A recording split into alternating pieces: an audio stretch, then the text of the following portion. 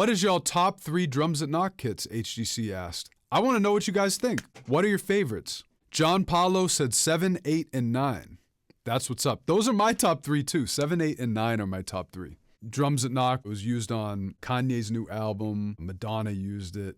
Beyonce, Jay-Z, Eminem. It's all over the place. I just wanted to make hard-hitting sounds and it took off. So I've continued with it and the kits have gotten better and better. Brax Music said Volume 4, Volume 5, and Volume 8. That's what's up. You want to know what? The most underrated Drums That Knock kit was definitely Volume 4. Volume 4 was a dope kit, but for whatever reason, people slept on that kit. It didn't do as well sales-wise or downloads-wise as all the other kits.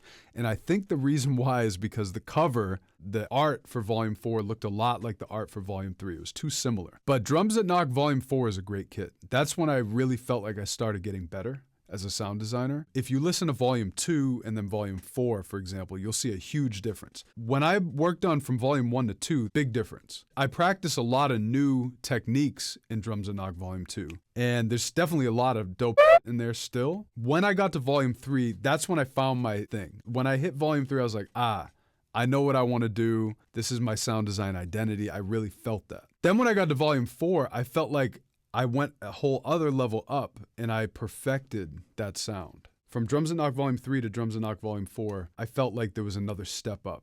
And Drums That Knock Volume 4 did not get the love it deserved. Just gotta say it. So any of you guys in here who haven't messed with Volume 4, check that one out. Drums That Knock Volume 5 was a huge leap because that's when I started incorporating a lot of analog gear. Drums That Knock Volume 5, I did that on tape. I processed all the sounds at different fur in San Francisco. So I did a lot of stuff on reel-to-reel tape, like the big tape. And I ran everything through the vintage hardware that they had there and through the SSL 4K board.